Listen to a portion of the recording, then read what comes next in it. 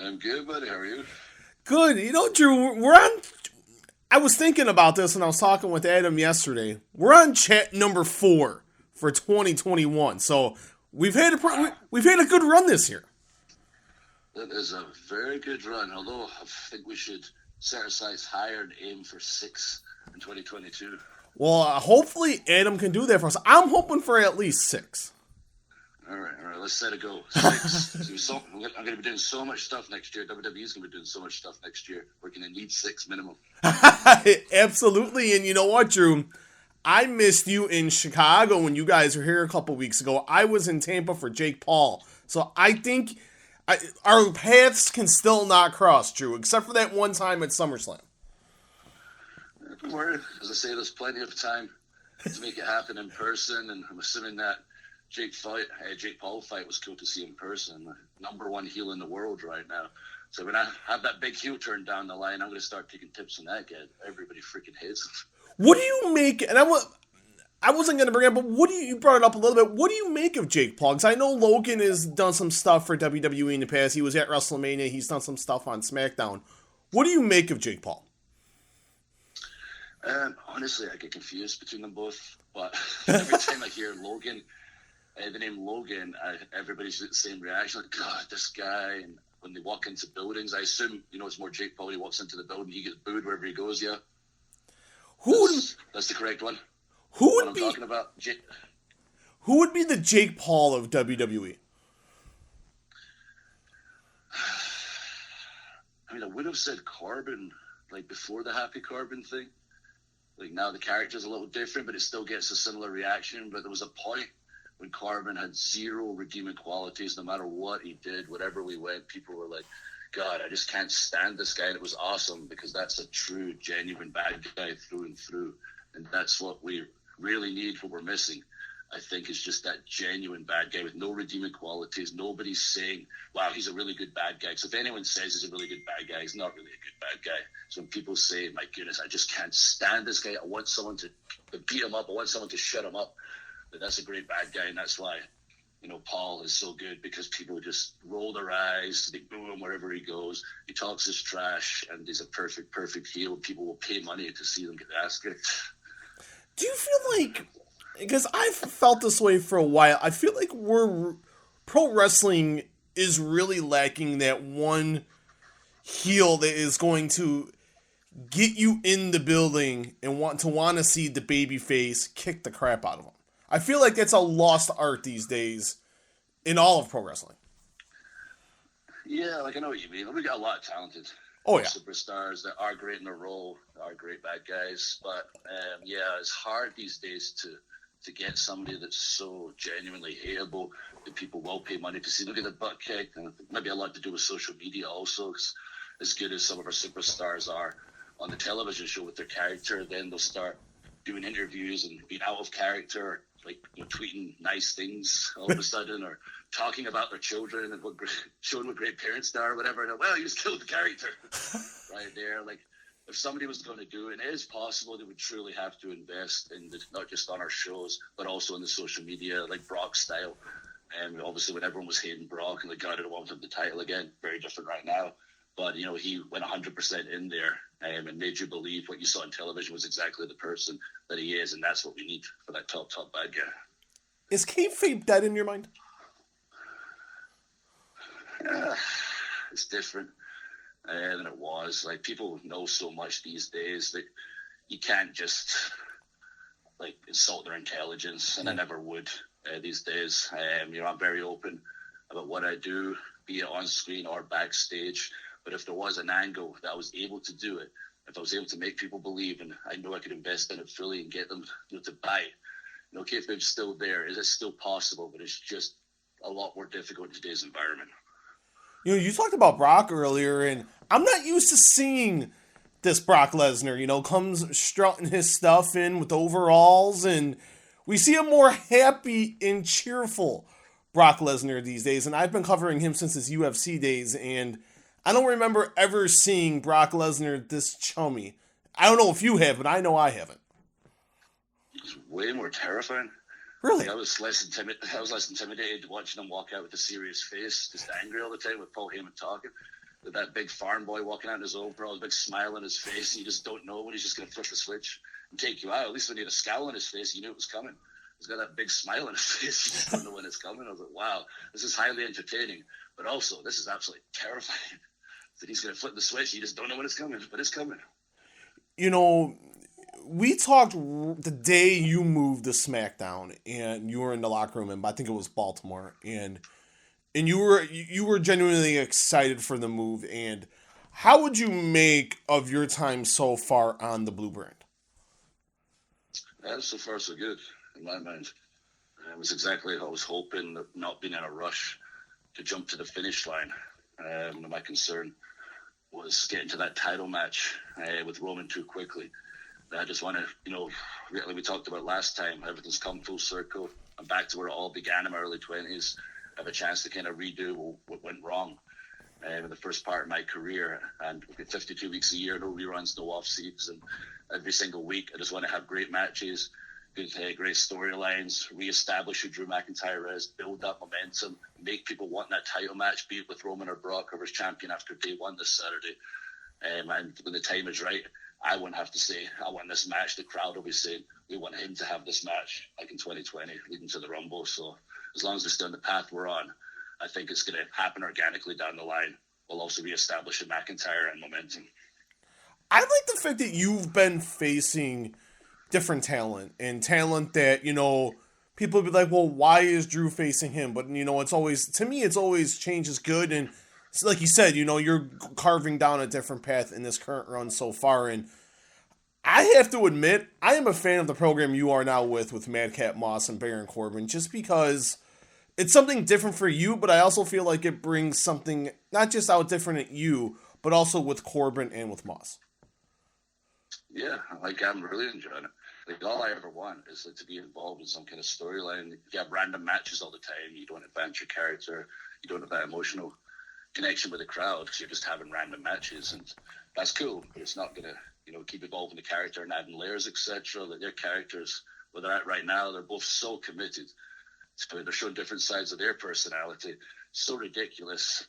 They are getting people to boo them. People genuinely dislike them, which is awesome because it's like during the segment when I pulled the sword out of the table, for example, I was backstage and I could hear the crowd get so restless.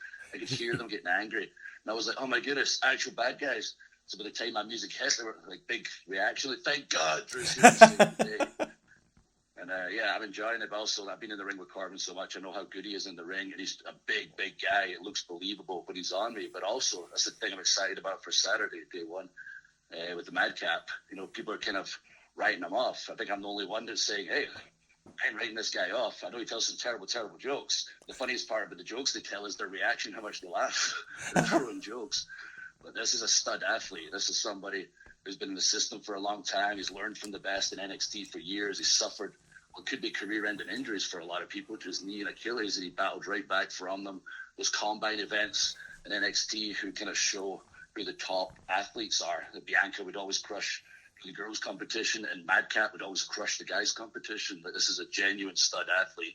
I think people are going to be very surprised what they see on Saturday, what he's capable of. Of course, in the end, I'm going to kick him in the face, break his jaw, and he won't be telling any jokes for a long time, but we're still going to be very surprised, I think, what he's capable of in the ring. And the reason we are on today is day one, which takes place in Atlanta at the State Farm Arena, coming up on Saturday, New Year's Day, on the WWE Network across the world and Peacock here in the United States. And I don't remember ever a pay-per-view being on New Year's Day. How much of an adjustment is that for you? Because, you guys are usually off on New Year's Day. And how much of an adjustment is that for you to, having to work on a holiday? Yeah, I think it's great. People are at home. They're needing something to watch. We know we're going to be there to give them something to watch. We're currently on the Christmas tour right now. We do every year. It's my favorite kind of run around of shows because it's always families that are coming to these shows. You mentioned Baltimore. We're actually in Baltimore tonight. Buffalo tomorrow. I fly back home to Nashville on the 31st. It's my wife's birthday. I'll spend it there. Then I fly out for day one. And the one thing I'm hoping is Madcap doesn't go crazy on New Year's Eve, have a few too many cocktails. Right? This is his big opportunity, his big match. So for everyone on our roster, hopefully they make some wise decisions on the 31st. But for everybody else, Go crazy. If you're over 18 in Europe, if you're over 21 in America, you're feeling a little crappy in the morning, you got a little hangover, that's okay. WWE's going to be there for you. Day one's going to be there for you. It's a stat card. And I can't wait to see it, and I can't wait to batter and shut up Madcap and Corbin. I'm jealous of Europeans. Like, I'm jealous of you guys because the legal drinking age is 18. That's just not fair. Yeah, I was kind of surprised when I came to America and found out I was 21. Luckily, I was just turned 22 at the time, so I was still good. But my girlfriend at the time was unable to go to the bars, which was really interesting. But yeah. I mean, I don't get it. 18 in Scotland allows you to make those not so sensible decisions when you're 18 and get out your system. So by the time you're 21, you're able to conduct yourself in a manner you should. You're going to know your tolerance. So I don't know. Everywhere's got their rules for a reason, I guess. How's the move to Nashville been? Because I know you guys moved out there recently. When we had talked last, you were talking about the move in. How have you guys been getting acclimated to being in good old Nashville, Tennessee? Oh, we love Nashville. Just everything about it. The area we're in. We have kind of our own space. Tampa, St. Pete is very go. Lots of people kind of on top of you. Constantly traffic, insane. As much as we loved it there, but Nashville just quiet. Barely see anybody. It's not quite Brock secluded, but we've always wanted our own space. The wife and I, we have our own space, but whenever we venture out into town, everybody's super, super nice. To the point, I thought they were joking when I first moved there. I was like, this is an act. They're all putting on an act. But no, they're just genuinely really nice out there. So enjoying it a lot. I've managed to check out a couple of the sporting events. I went to the Predators game a couple of times, and I'll be checking out the Titans. And so, they got some good sports teams there and a lot of cool stuff. I got a big country music fan. I got really into over the past couple of years, so Nashville's absolutely perfect for that, obviously. Have you bought the boots yet and the hat? I got the boots the second I arrived. I already had the hat from 3MB days, and then I got the boots now that I arrived. So I just walk about the street in my kilt, boots, hat, as the Scottish cowboy, the Nashville warrior. I don't think no one's going to mess with you, though. You may get a look or two, but I feel like no one is going to approach you. You think that, but if you ever walk down downtown Nashville, late in the evening when the drinks are flowing, there's some interesting characters down there, I'll tell you. Ooh.